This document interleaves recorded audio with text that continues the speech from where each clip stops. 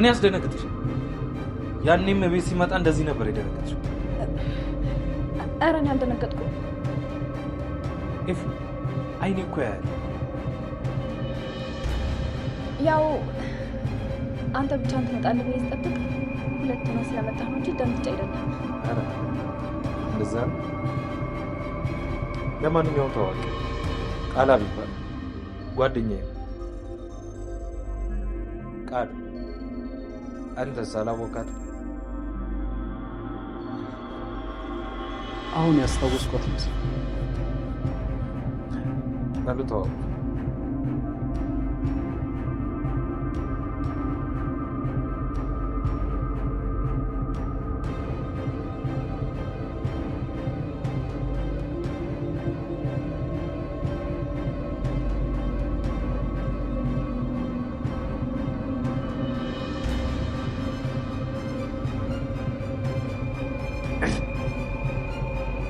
መጨባበጥ ላይ ትቆያለች።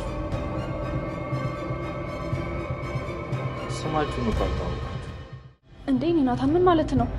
አሁን እኮ ቃላብ ይባላል ብለኝ ነበር። የኔ ናታን ትለኛለች። እኔ ደግሞ ኤፉ አንቺ ስምሽን አልነገርሽም ብዬ። እኔ ኤፍራታ እባላለሁ።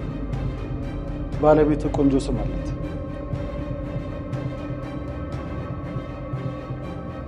ምን እሷ ሳታም የኔ ናታን ምን ሆኗል? ምን አይነት ነገር ነው የሚያወራው? ወዴት ነው? አይ ምግብ ላምጣላችሁ ብዬ ነው። አይ ምግብ ይቆይ፣ ባይሆን ትኩስ ነገር አንችል። ኧረ አያስፈልግም፣ አትቸገር። ሻይ ማፍላት ምኑ ነው የሚያስቸግር? ተዋት፣ አትቸገር።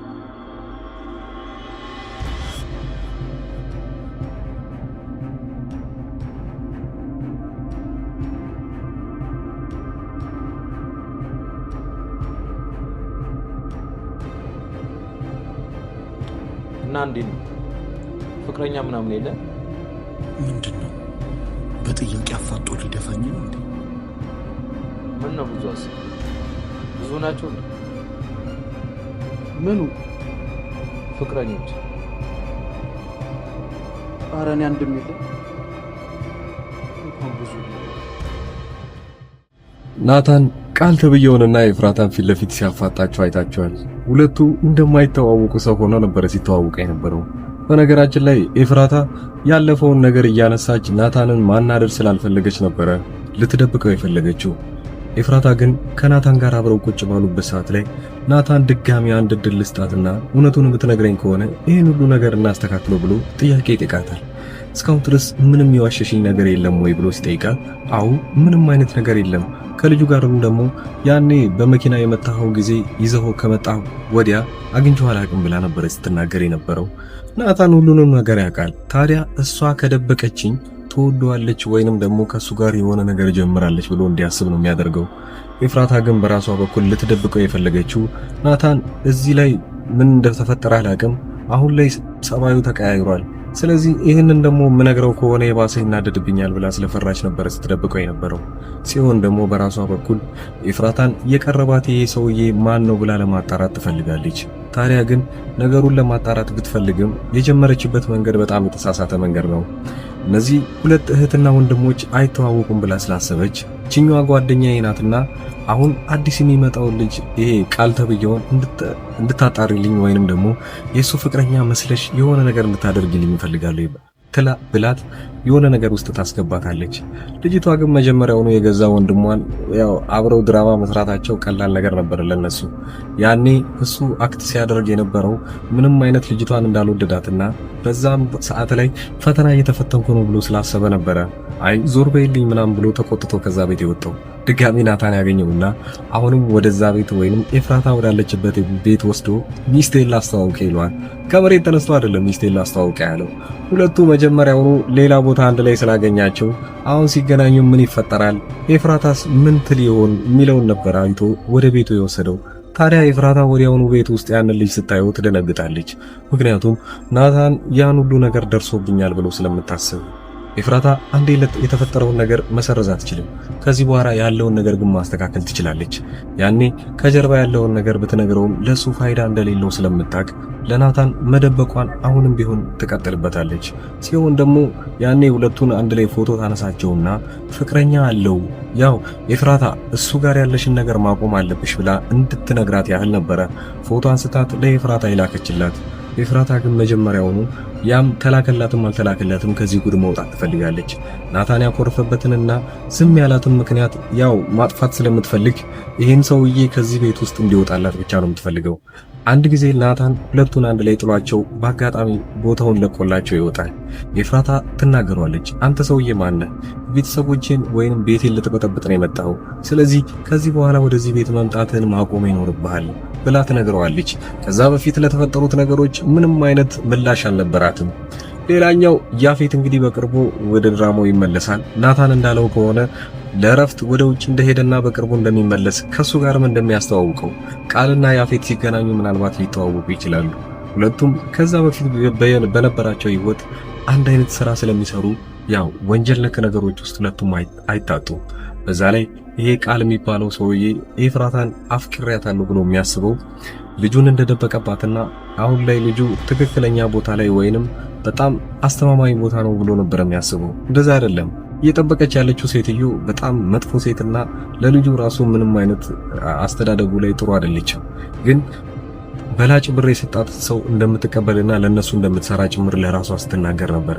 ይሄ ሰውዬ ታዲያ ብር እየከፈላት ልጁን እንድትጠብቅና ባለበት ቦታ ሆና እንድታሳድገው ነው የፈቀደላት። ነገሩ እንደዛ አይደለም። ሉሊት ደግሞ በዚህ በኩል ቀድማት ለሴትዮዋ አሪፍ ገንዘብ እንደምትሰጣትና ሰውየው ከሚሰጣት በላይ እንደምትሰጣት በቅርቡ ልጁን ተቀብላት ሌላ ቦታ አሸጋግራ እዛ እንደምትደብቀውና እንደምታሳድግ ከልጅቷ ጋር ተስማምተዋል። ሉሊት በዚህ ሁኔታ ላይ ልጁን ወስዳ የራሷ ካደረገች በኋላ ላይ ከነ ኤፍራታ ወይንም ከናታን ጋር ድርድር ትጀምራለች ማለት ነው። ልጃችሁን በህይወት አለ፣ እነሱን የምትፈልጉ ከሆነ እኔ የምላችሁን ብቻ አድርጉ ብላ በራሷ በኩል ማሳካት የምትፈልገውን ነገር ታሳካለች። ሌላው ደስ ያላችሁ ነገር እስቲ ንገሩኝ።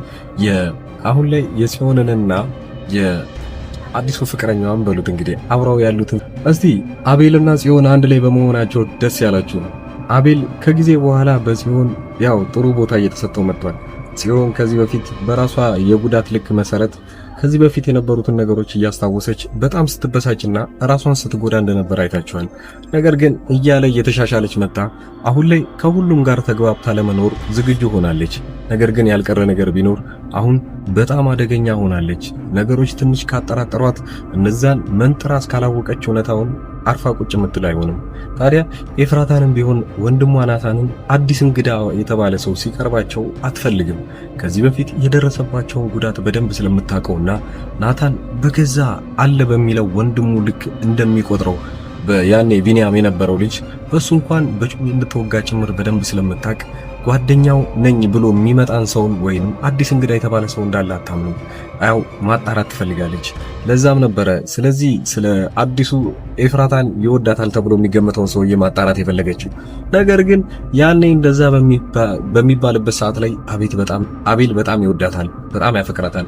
ከዛ በፊትም እንደነበረው ምዕራፍ 1 ላይ እንዳያችሁት አቤል እሷን በጣም ይፈልጋት ነበረ። ግን ያኔ በጣም መጥፎና ለያፌት ስለሚሰራ ሁላችሁም ሰዎች አትወዱትም ነበር። አሁን ተቀይሯል። ከናታን ጎን ቁጭ ብሎ ነገሮችን እንዳለ እየተጠባበቀ ያለው ራሱ አቤል ነው። ይህኔ ተዳዲያ ጽዮን በተጎዳችበት ሰዓት ላይ እሷ ወጥታ ስትጠጣ የትም በቃ ብዙ ነገሮችን ስታደርግ እየተከታተለ እሱ ነበረ ነገሮቹን እንዳለ ሊያስተካክልላት የሚሞክረው። በዚህ ሰዓት ግን ጽዮን ራሱ ዞራ ለሱ ቦታ እየሰጠችው ነው። እንደውም አብረን ወጣ ማለት ባለበት ሰዓት ላይ አብረው ይወጣሉ። ያኔ ቁጭ ብለው ስለ ራሳቸው ማውራት ይጀምራሉ። አቤል ባልጠበቀው ልክ ጽዮን እየቀረበችውና ቦታ እየሰጠችው ስትመጣ በጣም ደስ ብሎታል። እንደውም ያው ከዳግም ጋር ሲያወሩ እንደሰማችሁት ከሆነ ዳግም እሷን የሚያያት እንደ ተንኮለኛ አድርጎ ነበር የሚያያት፣ እናቱን የገዛ እናቱን ስታቋሽሽበት ስለነበረ። ያኔ በሰዓቱ ግን ሁለቱ የተለያየ ኩርፊያ ስለነበረባቸው እንጂ ያው ጽዮን በደንብ አድርጋ ለገነት ምንም አይነት ክብር እንዳላት በምዕራፍ 1 ላይ አሳይታ ነበረ። ያኔ ዳግም በዚህ ሁኔታ ላይ በጣም ይጠላታል አሁን ድረስ። ዳግም ግን የሚያውቀውን ሚስጥር አሁንም ቢሆን ለናታንም ወይ ለኤፍራታ መናገር ይኖርባቸዋል። ያፌት ወደ ድራማው ሲመለስ በደንብ ሞቅ የሚል ይሆናል። እናንተ በዚህ ድራማ ላይ ያላችሁንና እኔ ስለ አቀራረቤም ቢሆን ምንም አይነት አስተያየት እንቀበላለን።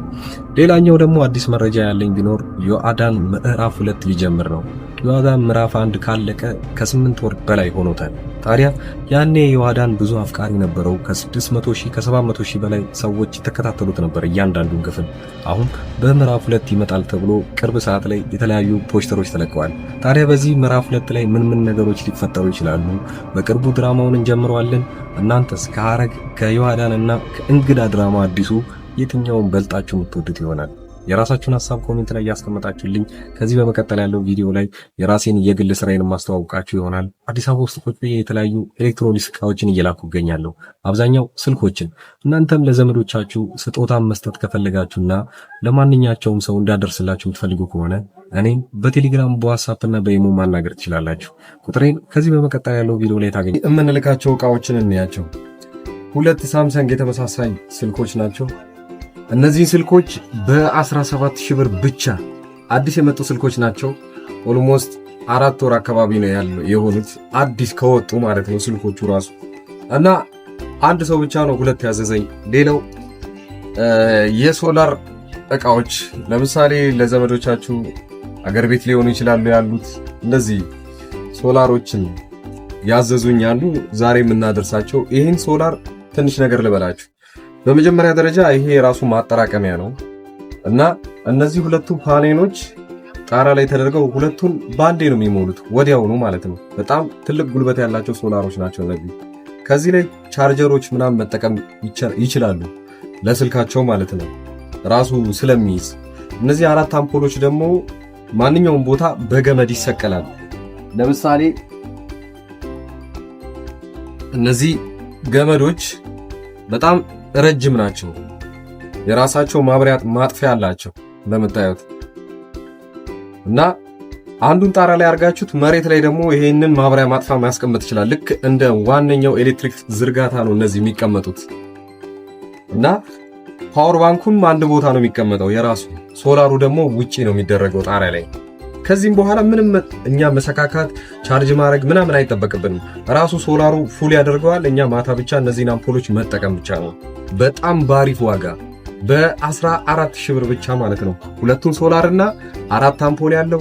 እንደዛው ሶላር የሚቀንሱ ደግሞ ሌሎችም አሉ በጣም የሚቀንሱ ከ6,000 ብር ጀምሮ አሉ ሶላሮች ለቻርጀር እና ለቤት ውስጥ አምፖሎች የሚሆኑ ለተለያዩ ነገሮች። በዛው ልክ ደግሞ ከፍ እያሉ የሚመጡ አሉ እስከ 40,000 ብር የሚሸጡ ትላልቅ ለምሳሌ ቲቪዎችን ምናምን እንዲሰራ የሚፈልጉ ሶላሮች አሉ። እነዛ ከ30,000 ብር ጀምሮ እስከ መጨረሻው እስከ 100 ምናምን የሚሸጡ ሶላሮች አሉ። እናንተ የፈለጋችሁትን ማዘዝ ትችላላችሁ። ስልኮችም እንደተባለው ብዙ ስልኮች የምታዘዘው ስልክ ላይ ነው እና አሁን ይሄ አንድ ሰው ቦታ ላይ የሚላክ ነው። ከዚህ በፊት ልጅቷ አዛ ያንን ከደረሰላት በኋላ ልክ ነው ብላ ለጓደኛዋ ደግሞ ከዛ በኋላ ያዘዘችው ስልክ ነው። በጣም አሪፍ ስልክ እና ይሄ ስልክ ከወጣ ቢያንስ 4 ወር ምናምን ቢሆነው ነው። እናንተም እንደዚሁ ማዘዝ ትችላላችሁ። ሌሎች ያዘዙ ልጆች ደግሞ ከዚህ በመቀጠል ማሳያችሁ ነው። እናንተ የምትፈልጉትን ዕቃ ብቻ በዋትስአፕ በቴሌግራም እና በኢሞ ለኔ መናገር ብቻ ነው የሚጠበቅባችሁ።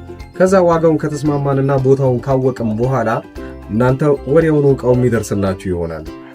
እዚህ አጠገቤ የምታዩቸውን ዕቃዎች እንዳለ እዚሁ አዲስ አበባ ውስጥ ሆኜ ወደ ተለያዩ ሰዎች በትዕዛዝ የማደርሳቸው ዕቃዎች ናቸው እና በእነዚህ ዕቃዎች ላይ ማንኛውንም ወይንም ዋጋ እናንተ ለቤተሰቦቻችሁ ወይንም ለማንኛውም ሰው ለማዘዝ ከፈለጋችሁ እኔን በቴሌግራም በዋትስአፕ እና በኢሞ ማውራት ትችላላችሁ። እንደምታዩቸው የተለያዩ ስልኮችና የዋይፋይ ዕቃዎች፣ ታብሌቶች ለልጅ የሚሆኑ እነዚህ የተለያዩ ቦታ አገር ሆናችሁ እናንተ እያዘዛችሁ እዚህ ለቤተሰቦቻችሁ መላክ ትችላላችሁ። ከኤሌክትሮኒክስ ዕቃዎች ውጪ ያሉትን ዕቃዎችንም እኔ ጋር ማግኘት ትችላላችሁ። እነሱም በእርግጥ ራሴ ባልሸጣቸውም ዋጋውን የተለያዩ ከሚሸጡ ሰዎች ጋር ወይም መርካቶ አጠገቤ ስለሆነ እዛ ያለውን ዋጋ እያጣራው ለእናንተ መላክ እችላለሁኝ ማለት ነው። ከዚህ በቀደም እንደሚታወቀው በትልቁ ቻናሌ ላይ እነዚህን ዕቃዎች ሳደርስ ለብዙ ሰዎች ሳደርስና ብዙ ሰዎችም ሲያዙኝ ነበሩ። አብዛኛው ጊዜ ሰው እያዘዘኝ የነበረው የተለያዩ ስልኮችን ነበረ። እነዛንም ስልኮች አዲስ አበባ ውስጥ በአንድ ቀን እያደረስኩኝ ነው። ከአዲስ አበባ ውጪ ለሚገኙ ሰዎች ግን 2 እና 3 ሰዎች አንድ ላይ ወደዛ አካባቢ አቅጣጫ ሲያዙ ወዲያውኑ አደርስ ነበረ። ይህም የአንድ ሳምንት ጊዜ ብቻ ነው የሚወስደው። ይሄ ስራ አብዛኛውን ጊዜ እናንተን የሚያስፈራችሁ ታማኝነት ምን ያህል ነው የሚለው ነገር ነው። ያንን ደግሞ ማረጋገጥላችሁ ከዚህ ቀደም የላኩላቸው ሰዎች አብዛኛው በኢሞ እየመጡ የነበሩትን ልጆች ማንኛቸውንም እነሱን ማናገር ትችላላችሁ። እንደዛውም ደግሞ አንዳንዶቹ ለእምነት ብለው አንዴ ትንሽ ዕቃ ያዙና ያንን እንዳደረስኩላቸው ሲያውቁ በዚህ መልኩ ሌላዎችንም ዕቃዎች ማዘዝ ይችላሉ። የአበሻ ቀሚስ እና የተለያዩ ልብሶችም አሁን ትምህርት ሊጀምር አካባቢ የነበረ ጊዜ ደግሞ ቦርሳና ደብተሮች ብዙ ሰው አዘውኛል። ከልብ አመሰግናለሁ። ሌላው በዚሁ አጋጣሚ እናንተም የምትፈልጉት ዕቃ ካለና እንዳደርስላችሁ መልእክት ሊሆን ይችላል። ማንኛውንም ዕቃ የቤት ዕቃ ሊሆን ይችላል፣ ልብሶች እና የተለያዩ ፈርኒቸር ዕቃዎችም እንደዚሁ እያደረስኩ እገኛለሁ። ዋጋ ብቻ ማወቅም ከፈለጋችሁ እኔን ማናገር ትችላላችሁ። ለማንኛውም እስኪ ዋይፋዎቹን ላከልኝና ልምጣጣቸው ነው የምፈልገው ማለት ነው። አመሰግናለሁ። በጣም አሪፍ ነው። እገዛለሁ ግን አሁን ሳይሆን ወደፊት የልጄ ልደት እየደረሰ ስለሆነ እንደ ስጦታ ታደርስልኛለህ። እዛው አዲስ አበባ ወደ ለገሃር አካባቢ ናቸው እና እዛ ታደርስልኛለህ። ደውዬ እነግርሃለሁ ሁሉ። አሁን ገባኝ። እና ዋይፋው ስንት ብር ነው? እና የዋይፋው ዋጋው ስንት ብር ነው? በገንዘብ ትችላለህ? ይሄኛው ስንት ነው? እና ስንት ጂቢ ነው? እንዴት ነው? ሁሉ ሰላም አለኝ። ደህና ነኝ። አንተ እንዴት ነህ? ቆይታ እንዴት ነህ? ሁሉ ሰላም። ኧረ ችግር የለም። ቀሪውን ያኔ በ30 ሁሉንም አስገባልሃለሁ። ያንተንም የእሷንም የሁሉንም ባንዴ አስገባዋለሁ። ችግር የለውም። ያኔ አንተ የምትሰጣት ከሆነ ትጀምረዋለች። ማይማር ይሄንን እስቲ አጣራ። ኮፍያዎች ስንት ናቸው? እስቲ ጠይቅ እስቲ እና አጣራሽ። ብዙ አይነት ነው ያለው፣ ግን ይሄንን ኦርደር ያደረኩልክ እስቲ እንትን ያልኩት የላኩልክ እስቲ ቦሌ ያምጣውና ከዛ አንተ ጋር ገከው ሻንጣው ማለት ነው። ከዛ በኋላ አንድ ላይ ነው የምትሰጣ ከሞባይሉ ጋር ማለት ነው። ከይቅርታ ጋር ግን ከልብ ላስቸግርክ ነው። ዋትስአፕ ላይ ልኬልሃለሁ የሰውየውን ቁጥር ማለት ነው። እና የት ነው አለኝ ሉሉ ምንድነው እሱን እስቲ አንተ ከዛ እሱን ካመጣክ በኋላ ተለወለልካለች። ጀመሩት ከዚህ በፊት በነበሩት ቪዲዮዎች ላይ በለቀኩት ማስታወቂያ ነው። ያው ለሌሎቹ እና አዲስ አበባ ውስጥ ቅርብ ለሆኑ ሰዎች ወዲያውኑ በአንድ ቀን ውስጥ አድርሰንላቸዋል። እናም የተለያዩም ሰዎች አሁን ላይ ትክክለኛ እኔ እንደምሰራ ለማወቅ የመጡና እናም በቀጣይ ደሞዛቸው ወይንም በሌላ ጊዜ ዕቃ ሲፈልጉ ከኛ ማዘዝ እንደሚችሉ አረጋግጠው ሄደዋል። ያንን ብቻ ለማወቅ ብቻ ሳይሆን የተለያዩ ዕቃዎችን ዋጋቸው ምን ያህል ነው ወይንም እናንተ ካላችሁበት ሱቅ ወይንም እናንተ ካላችሁበት ሰፈር ጋር ዋጋውን ምን ያህል ቅናሽ ነው የሚለውን ካያችሁ ዕቃውን ወዲያውኑ ማዘዝ ትችላላችሁ። በክፍለ ሀገር ያላችሁና የተለያየ ቦታ ለምትኖሩ ለምሳሌ ወደ ወላይታ አካባቢ ብዙ ሰዎች ዕቃ እንዳዘዛችሁኝና አንድ ላይ ልልክላችሁ አንድ ሳምንት ጊዜ ጠይቄያችሁ ነበረ። ያም ሆነም ወደ ራቅ ወዳሉ ቦታዎች ላይ ዕቃ የምንልከው 3 እና 4 ሰዎች ስትሆኑ ነው። ዕቃውን ወዲያውኑ አንድ ላይ የምናደርስላችሁ ይሆናል። ለጊዜው ግን አዲስ አበባ ውስጥ ለሆናችሁ ዋና የሚባሉ ወደ ባህር ዳር፣ ወደ ጎንደርና ወደ ባህር ዳር ሌላው መስመር በሚገኙ ቦታዎች አንድ ላይ ዕቃዎችን እንልካለን። እናንተ ብቻ በተለመደው መልኩ ከኛ ምንም አይነት መረጃ ማግኘት ስለምትችሉ በዚህ ሁኔታ ላይ መጠየቅም ትችላላችሁ። በቴሌግራም በዋትስአፕ እና በኢሞ እዚህ ፊት ለፊት ላይ የምታዩት ቁጥር በዚህ እኔን ማናገር ትችላላችሁ። መልካም ጊዜ።